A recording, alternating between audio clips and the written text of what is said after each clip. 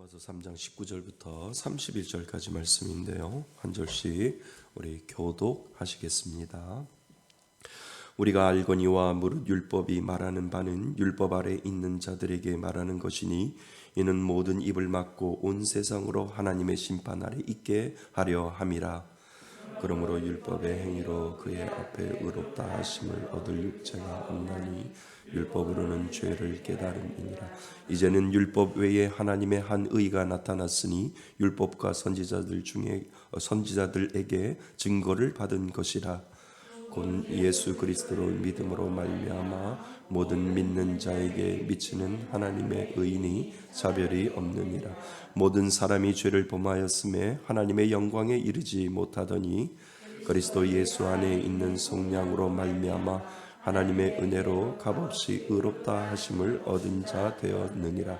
이 예수를 하나님이 그의 피로써 믿음으로 말미암는 화목제물로 세우셨으니 이는 하나님께서 길이 참으시는 중에 전에 지은 죄를 간과하심으로 자기의 의로우심을 나타내려 하심이니 곧 이때에 자기의 의로우심을 나타내사 자기도 의로우시며 또한 예수를 믿는 자를 의롭다 하려 하심이라.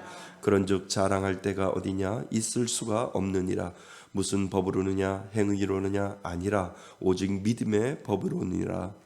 그러므로 사람이 의롭다 하심을 얻은 것은 율법의 행위에 있지 않고 믿음으로 되는 줄 우리가 인정하노라. 하나님은 다만 유대인의 하나님이시냐? 또한 이방인의 하나님은 아니시냐? 진실로 이방인의 하나님도 되시느니라.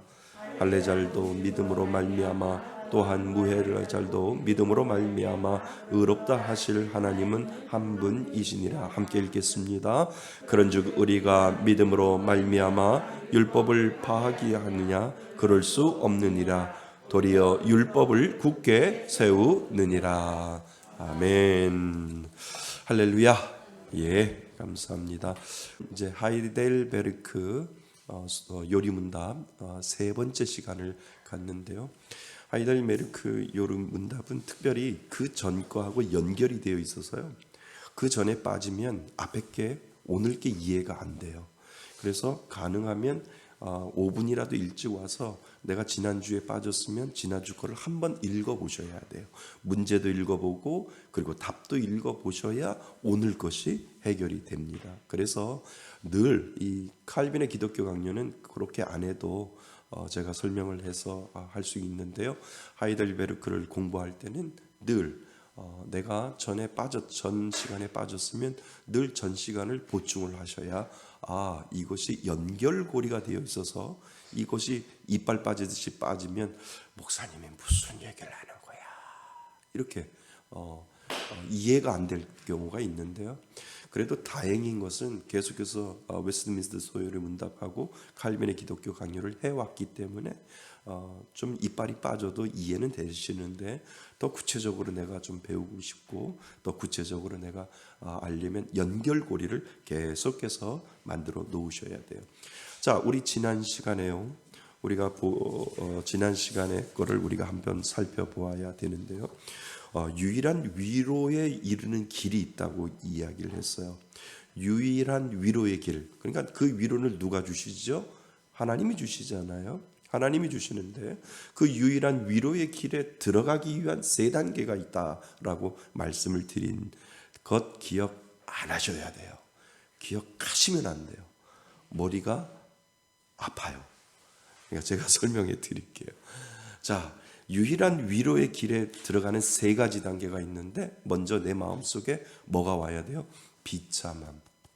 죄로 인하여 내 마음속에 비참함이 들어와야 되면 그 비참함이 들어올 때 내가 어떻게 살아가야 되지? 라고 할 때 예수님을 바라보며 그 구원하심의 은혜를 우리가 그 구원에 대한 은혜를 향하여 구원을 바라보게 되는 거예요. 그러니까 첫 번째는 나의 비참함을 죄된 비참함을 느끼게 되면 그 다음에는 우리가 그 구원함에 대한 하나님의 은혜를 체험할 수 있고 그 구원함의 은혜가 있을 때 하나님 앞에 감사드리며 살아갈 수 있는 이 세 가지 단계가 있을 때 우리는 위로함의 은혜를 얻을 수 있다는 거죠. 그래서 예수를 믿는 사람들에게는 어느 단계냐면 감사의 단계예요. 아멘. 우리가 살아가는 이 땅은요, 예수를 믿지 않는 사람은 비참을 못 느껴요. 그냥 내가 팔자가 그러느니 라고 생각을 해요. 내가 내 팔자가 잘못 태어나서 이러지 라고 생각을 하는데, 우리는 그렇게 생각하지 않는다는 거죠. 우리가 생각할 때는 나는 정말 나의 비참함은 무엇일까?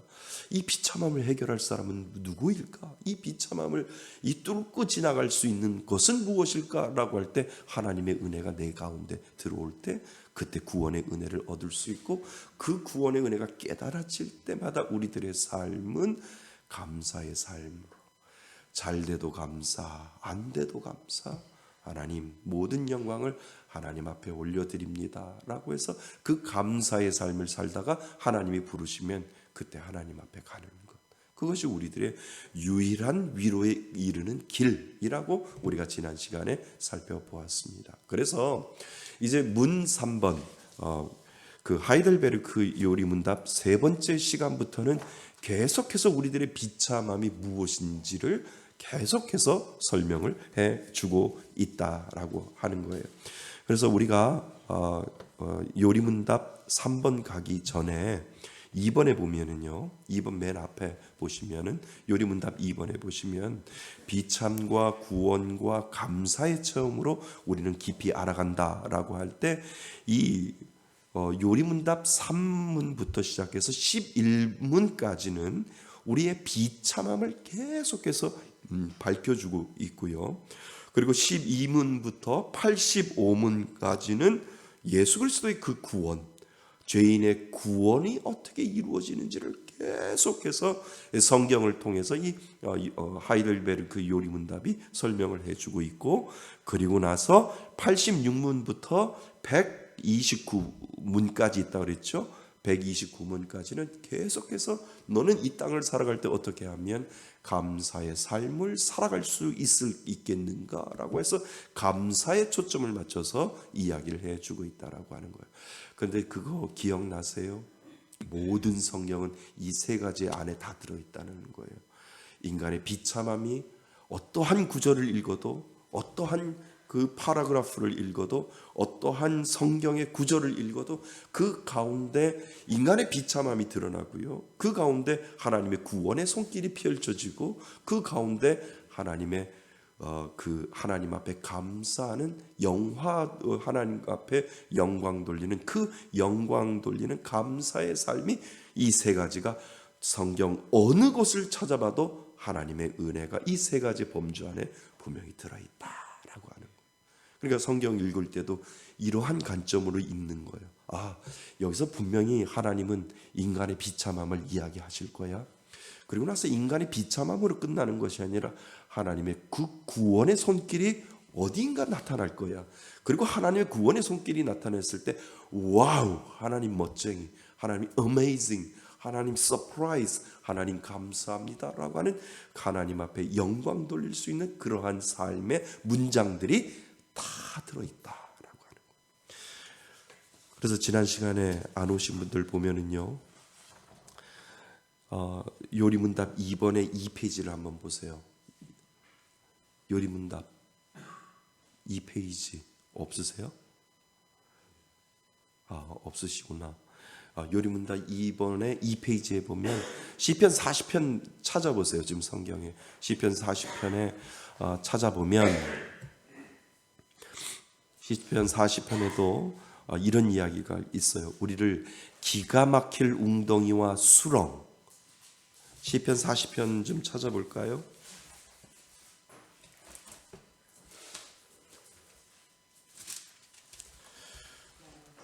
자, 시편 40편.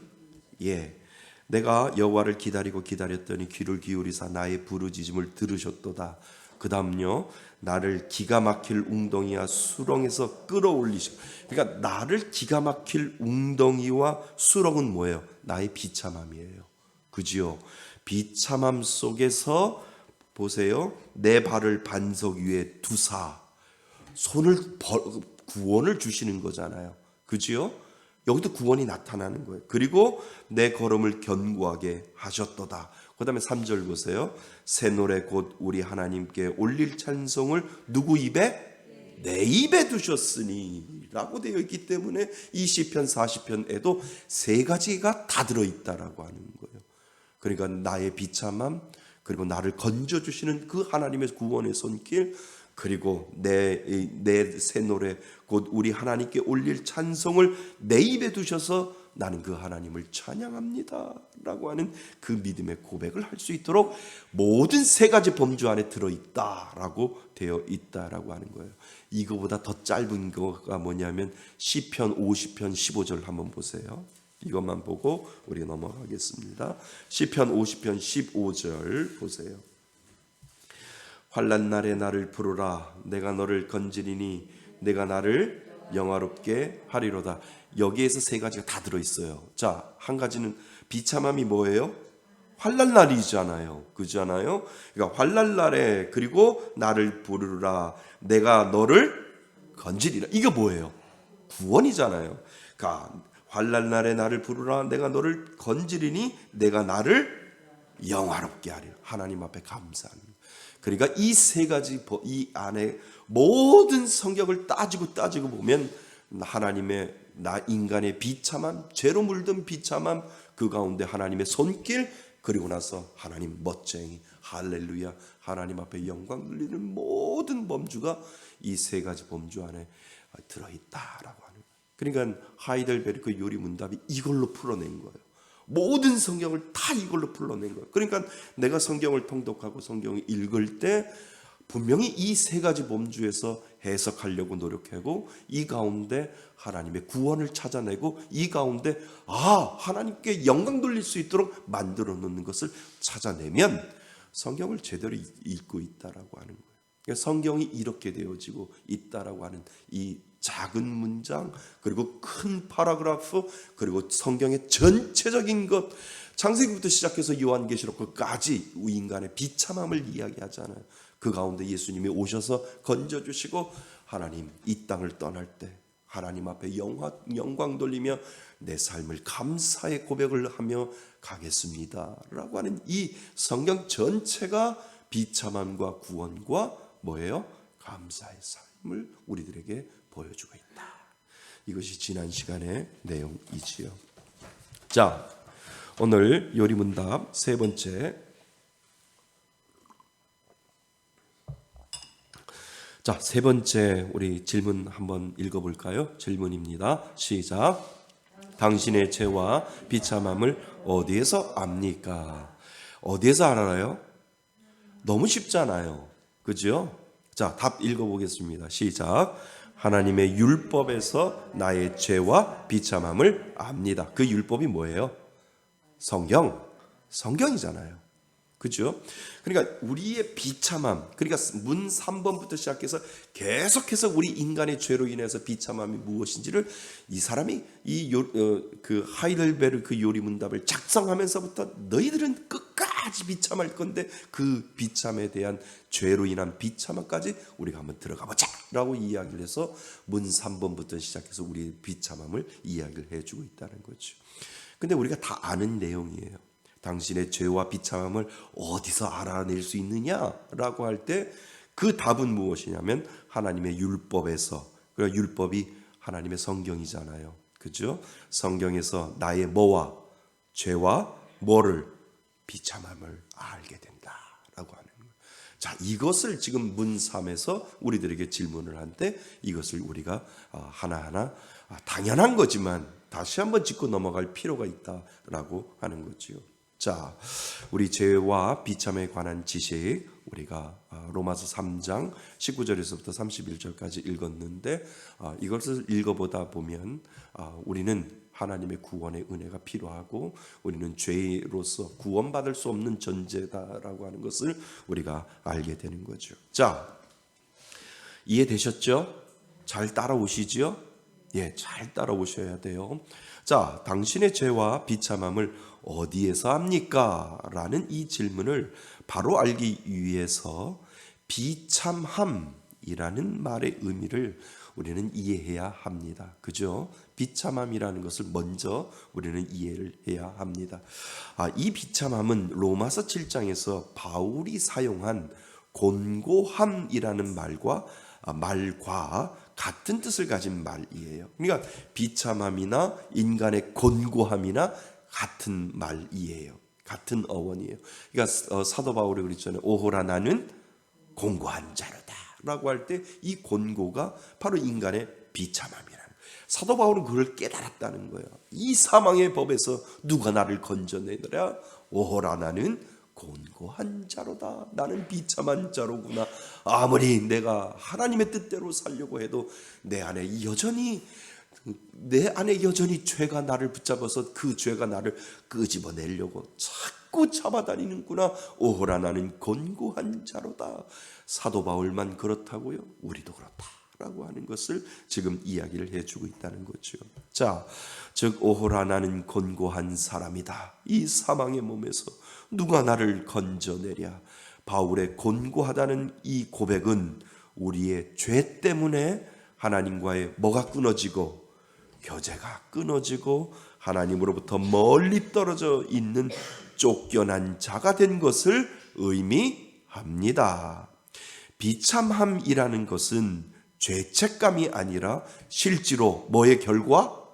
죄의 결과로 나타나는 모든 비참한 일들을 가리키는 것이지요. 그러니까 내가 죄책감을 가지고 있는 것이 아니라 죄를 지었어요. 그리고 그 죄로 인하여 내가 어쩔 수 없는 그 결과가 내 안에 있는 그 상태가 곤고함이고 그 상태가 비참합니다.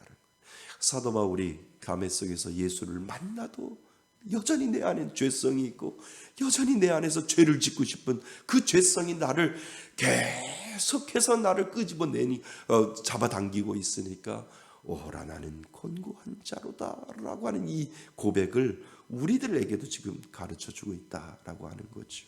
자, 이것이 지금 우리의 상태를 가리킵니다. 그런데 더 큰 문제는 곤고하고 비참한 인생임을 깊이 인식하지 못하니 그것이 불쌍하여 더욱 비참함을 말하고 있습니다. 그러니까 그 곤고함을 인식하는 것도 복인데 그 곤고함 자체도 곤고하다고 비참하다고 인식하지 못한다라고 하는 그 사람들이 있기 때문에 그조차도 비참함을 말하고 있다라고 하는 거죠. 예수를 믿는 자에게 성령은 죄로 인하여 얼마나 비참한지를 조명해 줍니다. 맞지요? 여러분들 예수 정말 믿으면 죄지면 하나님이 가만히 안 둬둬요. 이게 그냥 막 때리는 게 아니고요. 양심을 때려요. 그럼 막 괴롭게 만들어요. 내가 괴로워지는 거예요? 아니에요. 정말 예수를 믿으면 내 안에 예수가 있으면 성령이 나를 자꾸 때려요. 너 그렇게 살지 말라고. 그래서 성령이 조명해 주는 거예요. 성령은 자꾸 밝은 빛을 원하거든요. 밝은 빛을 원하고 성령은 계속해서 나의 어두운 것을 비춰주려고 하니까 내가 자꾸 부끄럽고 내가 자꾸 연약해지는 이유가 무엇이냐 하면 성령이 내 안에 있으면 계속해서 나를 조명해 주어서 너 그렇게 살면 안 돼 라고 그렇게 이야기를 해 주기 때문에 성령은 죄로 인하여 얼마나 비참한지를 늘 조명해 주는 성령님이 우리들 안에 분명히 계신다라고 하는 거죠. 그래서 우리는 참으로 곤고하고 비참한 자들입니다. 인정하시죠? 예. 그리고 죄로 인하여 비참함을 예수에게로 나아가 그를 의지할 수밖에 없도록 만들어 준다는 겁니다. 맞죠? 나는 곤고한 자로다. 나 포기 아니라는 거예요. 내 안에 계시는 성령님이 아니야.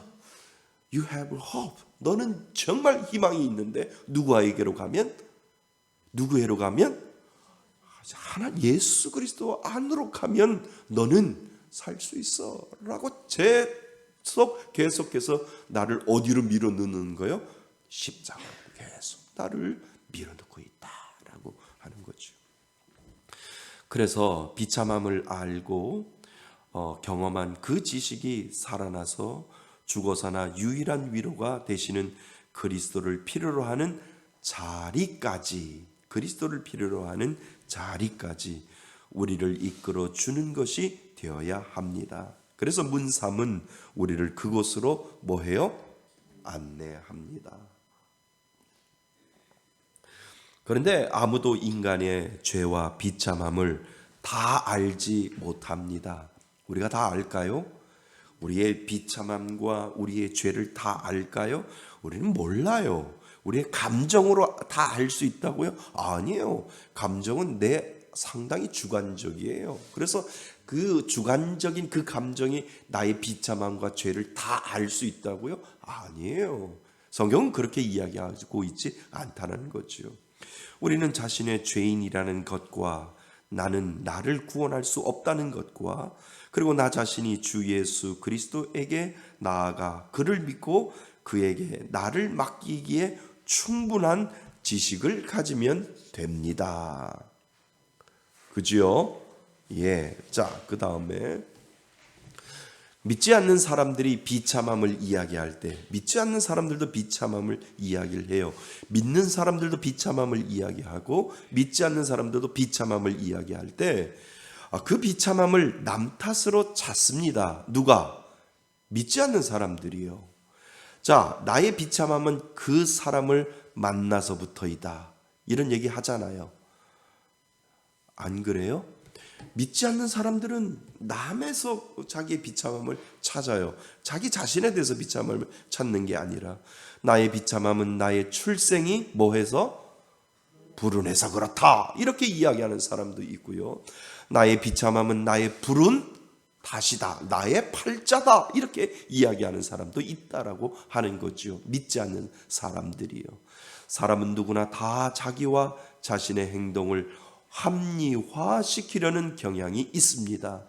그러니까 내가 하면 로맨스, 남이 하면 불륜, 내로남불처럼 똑같이 나를 자꾸 합리화시키려고 나의 이 비참함을 남 탓으로 계속 돌리려고 하는 그러한 습성이 믿지 않는 사람들에게는 분명히 있다라고 하는 것을 우리들에게 먼저 설명을 해주고 있다는 거죠. 그래서 우리는 문 3의 답을 더 깊이 생각해 보아야 합니다. 하나님의 율법에서 나의 죄와 비참함을 압니다. 그지요? 그러니까 우리가 죄를 아는 게 뭐예요? 성경 통해서 죄를 아는 거예요. 나의 감정을 통해서, 물론 내 안에 계시는 성령님이 나의 죄를 이야기해요. 그렇지만 더 정확한 나의 죄는 하나님의 말씀을 통해서 내 죄가 드러나고 그 죄가 드러날 때 하나님 용서해 주세요라고 그 정확한 객관적인 데이터 말씀이 나를 죄를 깨닫게 하고 죄를 알려준다라고 하는 거죠. 그래서 다른 사람과 비교해서의 비참함이 아니라 나의 양심에 따라 하는 비참함이 아니라 하나님의 기준인 하나님의 무엇으로? 율법으로 나를 판단할 때에 나는 뭐라고요? 죄인이다 라고 하는 거예요. 그러니까 죄는 어디 안에 들어있어요? 하나님의 말씀 안에 들어있다. 내가 그 말씀을 벗어날 때 그것을 하나님은 죄라고 이야기를 하고 그 말씀대로 살지 않고 그 말씀대로 역행하여 사는 것, 그것도 하나님께서 우리들에게 죄라고 이렇게 말씀하고 있다라고 하는 거죠. 그래서 나의 양심에 따라 하는 비참함이 아니라 하나님의 기준인 하나님의 율법으로 나를 판단할 때에 나는 죄인이요 참으로 뭐하고 권고하고 또 뭐하고 비참한 자임을 알게 되는 것입니다. 뭐를 통해서? 율법을 통해서. 하나님의 율법, 즉 성경에는 그분의 뜻과 마음을 표현하고 있습니다. 그죠? 편지 쓰잖아요. 편지 쓰면 흰 건 종이, 검은 건 글씨 아니잖아요. 편지 쓸 때 누구를 생각해요? 편지를 써서 나한테 보낸 사람을 생각하잖아요. 하나님이 우리들에게 편지를 보냈어요. 이게 말씀이에요. 이 말씀을 읽으면서 누구 생각해요? 하나님 생각하잖아요. 그러니까 이 안에 하나님의 뜻이 있고 하나님의 생각이 있는데 내 생각은 이렇다라고 하나님께서 말씀하시는데 그 생각대로 앞에서는 네, 아멘, 네, 네 이래 놓고 밖에 나가서는 안 하면 하나님이 얼마나 우라통이 터지시겠어요. 그걸 하나님이 한마디로 뭐라고 해요? 죄. 이렇게 말씀하시는 거예요. 그래서 하나님의 성경에는 그분의 뜻과 마음을 표현하고 있는 것입니다. 하나님이 그것을 우리에게 주신 이유는 그것을 척도로 삼아, 기준으로 삼으라는 거지요. 척도로 삼아 우리 자신의 생각과 말과 행동을 판단하도록 하신 것입니다. 이해되셨죠? 네. 자, 그래서 하나님의 법에 맞지 아니한 것이 죄요. 이제 이해되셨죠? 하나님의 법에 맞지 아니하는 것이 죄요, 비정상이요, 정상이 아니라는 거예요. 하나님의 그 말씀을 벗어나서 한 우리들의 행동과 우리들의 모든 행위나 마음까지도 비정상이요, 죄악임을 알 때 뭐를 깨닫게 되는 거예요? 비참함을 깨닫게 되는 거예요. 그래서 가장 아름다운 고백은 하나님대로 하나님의 말씀대로 살라고 했는데 밖에 나니까 하나님 이리 깨지고 저리 깨지고 나는 곤고한 사람입니다 라고 하는 이 사도 바울의 고백이 우리가 밖에 나가서 우리도 그 고백을 할 수 있다는 거예요. 하나님의 말씀은 이런데 밖에 나가서 방정식처럼 대입해보니 보니까 X가 안 풀려가지고 그냥 세상 사람들처럼 그렇게 살다 보니까 나는 비참한 자입니다 라고 하는 그 믿음의 고백을 우리가 할 수밖에 없다라고 하는 것이지요. 그래서 비정상이요, 죄악임을 알 때 비참함을 깨닫게 되는 것입니다. 하나님의 법은 하나님의 주권과 거룩하심과 선하심과 의로우심과 그분의 무엇을 보여줘요? 심정을, 말씀을 통하여 우리들에게 보여줍니다. 하나님의 법은 우리에게 대한 하나님의 기대하심이 무엇인가 하는 것을 우리들에게 알려주지요. 그러니까 하나님의 자녀로 삼아주시고 그 하나님의 자녀에게 편지를 써주었는데 그 편지가 무엇이냐면 이 성경이 말씀이라는 거예요. 그 말씀을 우리들에게 보내주시면서 하나님은 우리들에게 뭐가 있어요? 기대하심이 있다라는 거예요. 내가 이렇게 너한테 정성 들여서 66권을 내가 정성을 들여서 너한테 써줬는데 나 너 기대해볼게. 한번 그 말씀대로 한번 살아봐. 그냥 비참함을 느끼더라도 좀 살아봐. 비참함을 느껴서 어떻게 알고 사도 바울의 곤고함을 느낀 것처럼 그 느낀 것을 통해서도 한번 살아봐 라고 하는 그 기대감이 하나님에게 있다라고 하는 거예요. 그러니까 우리가 말씀을 읽을 때 하나님의 그 기대하심을 우리가 보고 말씀을 읽는 것과 그냥 내가 읽는 거하고는 다르다라는 거지. 내가 어떤 말씀을 읽을 때 하나님은 분명히 나를 향한 기대감이 있다라고 하는 거예요. 너 이 죄 있잖아. 너 이거 끊어버리지 못하는 죄 있잖아. 너 이거 습관적으로 짓는 죄 있잖아. 너 정직하지 못한 죄 있잖아. 너 거짓하는 죄 있잖아. 너 100% 순수하지 못하는 그 죄가 있잖아. 난 너한테 그 기대감을 가지고 너한테 한번 대입해보라고 말한다. 한번 삶 속에서 그 정직을 좀 꿈꿔보고 그 거짓을 버려보고 저 어떻게 하면 하나님의 그 기대함에 부응할까 한번 살아보면 어떻겠니? 라고 하는 그 하나님의 기대감을 우리들에게 오늘도 던져주시는 하나님, 그 하나님이 우리들 옆에 계신다라고 하는 것을 여러분 깨달을 수 있기를 바랍니다. 그래서 하나님께서 우리를 지으셨고 구속하셨기 때문에 그 법에 순종할 것을 요구하는 것은 그분에게 충분히 있습니다. 그죠? 말씀의 주인이 누구시죠? 말씀의 주인이 하나님이시기 때문에 하나님의 그 기대하심에 충분한 이유가 그곳에 있다라고 하는 것입니다. 자, 아담과 하와 이후 우리는 그분의 뜻을 따르지 못하여 죄로 인하여 비참한 상태에 있습니다. 맞지요? 인간은 영적으로 죽었고 죄성으로 인하여 비정상적 삶을 살게 될 것입니다. 처음에는 하나님께서 인간을 의와 거룩함을 가진 존재, 그러니까 아담이 죄를 짓기 전에 의와 거룩함의 존재이지요. 그지요? 그래서 의와 거룩함의 존재를 가진 존재, 곧 하나님의 법에 순종할 수 있는 사람으로 아담을 만들어 놓으셨는데, 그러나 사람이 타락하였을 때에 하나님의 법을 어긴 죄인이 되었으며 비정상적인 인간이 되었다. 그죠? 그래서 우리는 곤고한 자가 될 수밖에 없다라고 하는 거예요. 그래서 하나님은 우리들에게 말씀을 주신 거예요. 그런 우리는 하나님의 법인 십계명을 가지고, 성경의 축약이 십계명이잖아요. 그래서 십계명을 가지고 우리 자신을 살피고 판단하는 잣대와 거울로 우리는 뭐 해야 해요? 사용해야 합니다. 그래서 하나님의 계명 이외에 어떠한 것을 척도로 삼아 우리 자신을 판단해서는 절대 안 됩니다. 오늘날 사람들은 사사시대의 사람들처럼 자기의 소견에 좋게 생각되는 대로 행합니다. 하나님의 법을 잣대로 사용하여 판단하지 않습니다. 왜요? 사사시대이니까. 지금을 우리가 이야기할 때 사사시대라고 이야기를 하지 않나요? 그래서 요즘 성도님들도 목사님 말씀 잘 안 따르는데요. 특별히 한 분 말씀을 잘 따르는데요. 성은 유씨인데 이름은 투브래요. 같은 유씨. 성은 유씨인데 이름은 투브래요.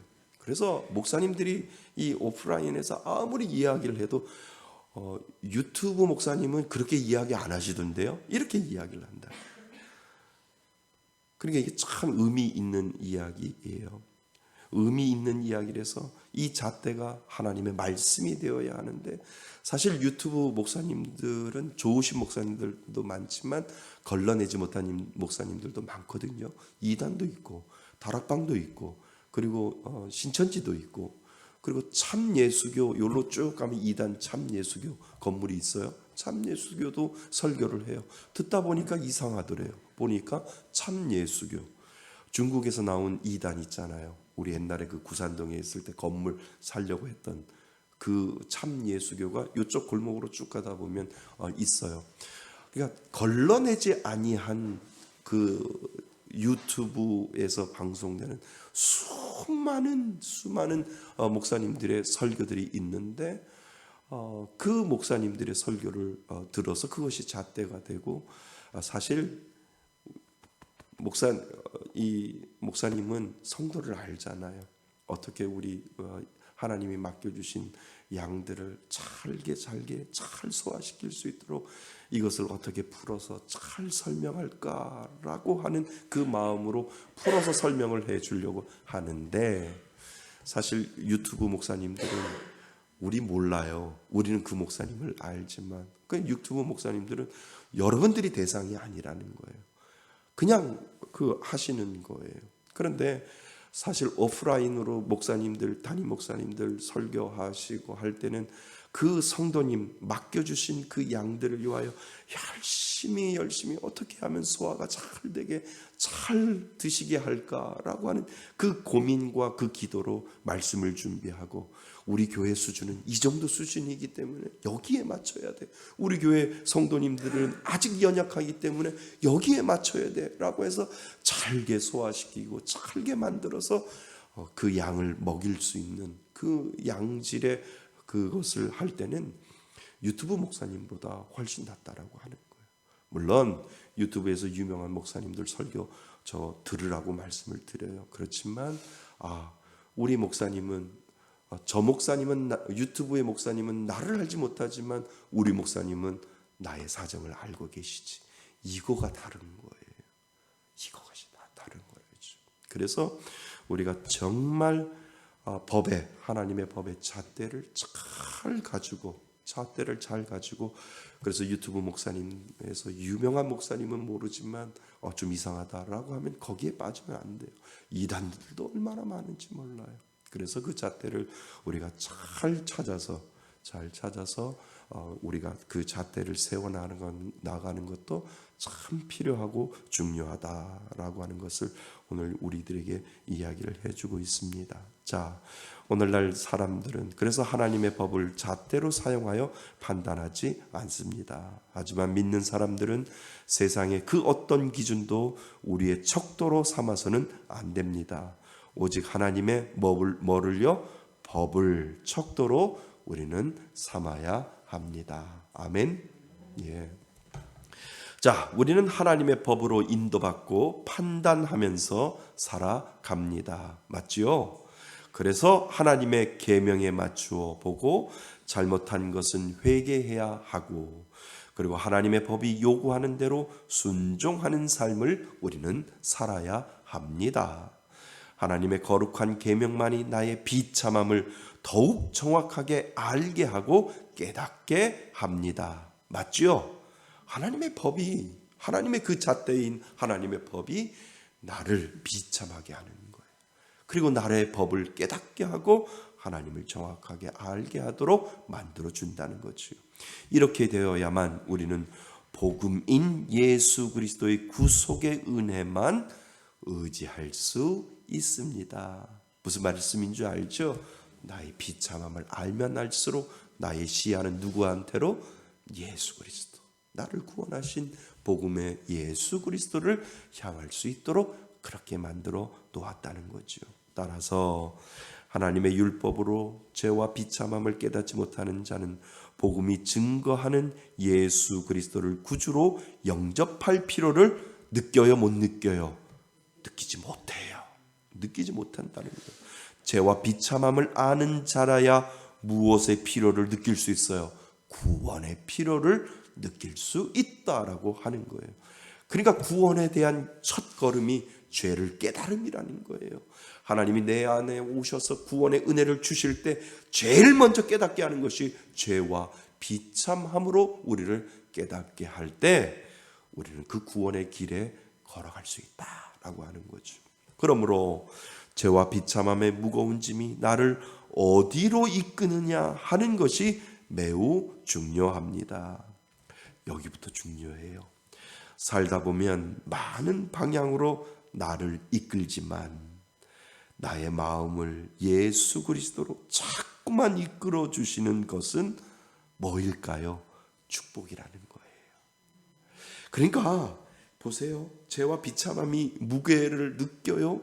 그러면 많은 사람들, 믿지 않는 사람들은 자기가 원하는 방향으로 간다는 거예요. 그래, 돈일 거야. 이 땅을 살아갈 때 돈만 있으면 해결되지 못할 게 있어 없어 라고 하는 것으로 나의 죄와 비참함을 해결하기 위해서 끊임없이 돈을 향하여 가게 된다라고 하는 거죠. 그리고 나의 비참함과 죄와 비참함을 해결하기 위해서 다른 어떤 물질적인 것, 다른 어떤 것을 찾아서 그 방향으로 끊임없이 달려가는데 그 방향은 다 불사라지며 없어질 그런 방향이다라고 하는 거예요. 그런데 이상하게 내가 죄를 알고 그리고 내가 비참함을 알 때 이상하게 내 마음이 교회로 끌리고 이상하게 내 마음이 그리스도에게로 내 마음을 향하게 한다라고 하는 그 사실 그 자체가 뭐라고요? 축복이라는 거예요. 아멘 하셔야 돼요. 이거 축복이에요. 내 의지로 온 게 아니라니까요. 그렇잖아요. 제가 끊임없이 말씀을 드리잖아요. 내가 내 의지로 예수 믿었다고요? 아니에요. 하나님이 나를 그 방향으로 이끌어서 아니야. 너는 갈 데가 없어. 다른 방향이 없어. 너는 아무리 그 방향으로 가봐야 절벽이야. 그리고 나서 하나님은 계속해서 나를 몰아가시는데 어디로 몰아가셔요? 그리스도께로 나를 몰아가셔서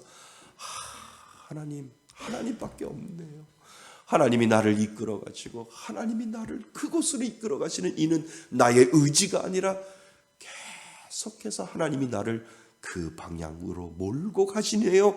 하나님 어쩔 수 없이 내가 예수 믿게 되었습니다 라고 하는 이 믿음의 고백을 할 수 있도록 만들어주신 그가 바로 하나님.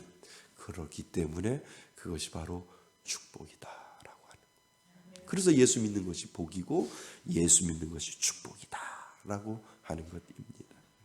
그 무거운 짐이 나를 어디에게로 인도하면? 그리스도에게로 인도한다면 구원의 은혜와 평안을 얻어 누릴 수 있습니다. 여기서 중보기도가 나오는 거예요. 여기서 그래, 네 하고 싶은 대로 다 해. 하고 싶은 대로 다 해. 먹고 싶은 대로 다 먹어. 다 먹어. 엄마는 기도할게. 그리스도에게 거로만 인도해달라고. 이게 기도예요. 이게 중보기도.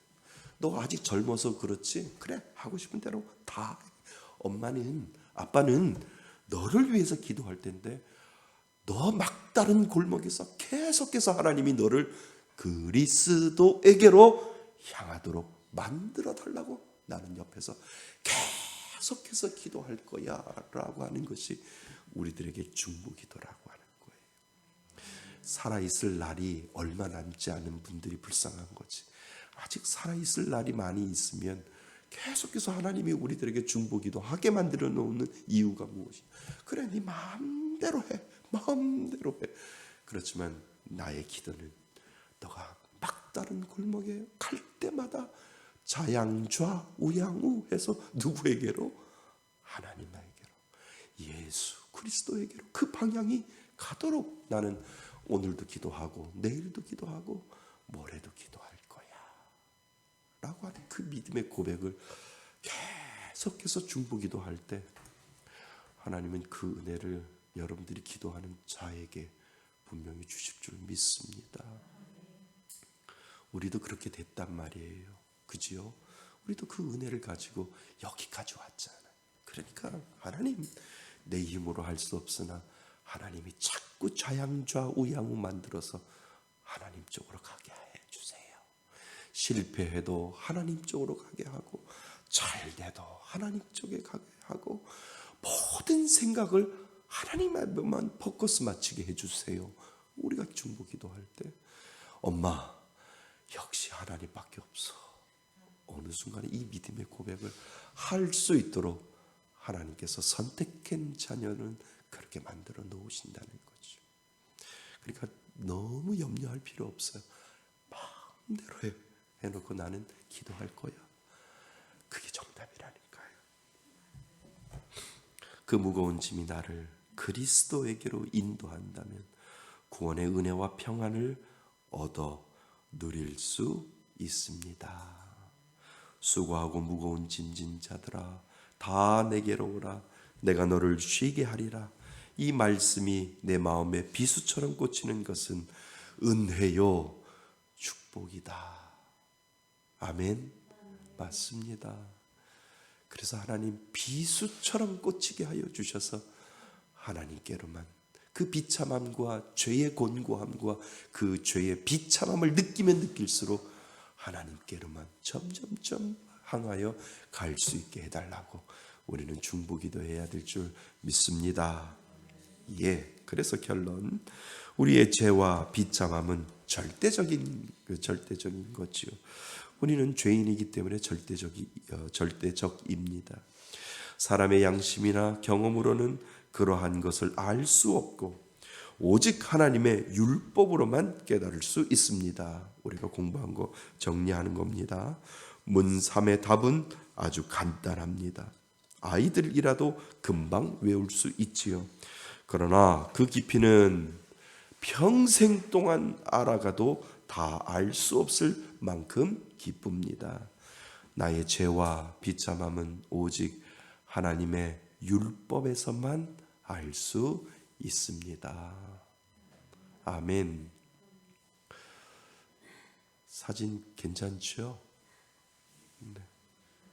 이러한 비참함 속에 하나님께로만 움직이게 만들어 놓는다면 그 시선과 그 마음과 그 행동이 하나님께로만 움직이게 만든다면 그것이 축복이요, 그것이 은혜다. 우리들에게 오늘 말씀해 주시는 줄 믿습니다. 자, 우리 한번 제가 묻는 문제를 읽으시면 답을 하시면 됩니다. 당신의 죄와 비참함을 어디에서 압니까? 다시 한번요. 당신의 죄와 비참함을 어디에서 압니까? 하나님의 율법에서 나의 죄와 비참함을 압니다. 그 은혜를 가지고 하나님 앞에 간절히 기도하시기 바랍니다.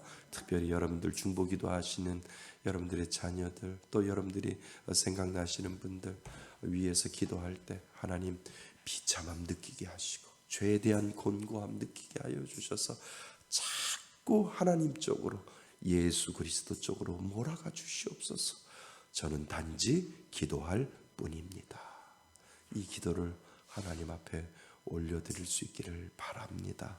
그래서 하나님이 주시는 귀한 그 비참함과 죄를 통해서 하나님을 알고 하나님을 깨닫는 놀라운 역사가 그 가운데 이루어지기를 주님의 이름으로 축원드립니다. 아멘. 오늘 주시는 말씀을 가지고 우리 잠깐 기도할까요? 특별히 우리들의 죄와 비참함은 하나님의 말씀을 통해서 우리에게 이야기를 해주고 있는데, 여기에 계신 분들은 아마 그 비참함과 그 죄의 곤고함을 느껴서 하나님의 은혜를 발견하고 하나님의 구원을 분명히 찾은 줄 믿습니다. 여러분들이 특별히 기도하는 사람들이 있을 겁니다. 특별히 여러분들의 자녀들, 하나님 죄와 곤고함과 비참함을 느끼게 하여 주셔서 우리 자녀들 하나님 쪽으로, 그리스도 쪽으로 그 방향을 틀어서 계속해서 하나님 몰아가 주셔서 우리 사랑하는 자녀들에게도 그 축복의 은혜, 하나님의 구원의 은혜가 임하게 해달라고 기도하시고, 여러분들이 전도하고자 하는 사람, 여러분들이 사랑하는 사람들을 위해서 기도할 때 하나님 그 은혜 달라고 오늘 주신 말씀을 가지고 우리 하나님 앞에 간절히 기도하겠습니다. 기도합니다. 하나님 아버지,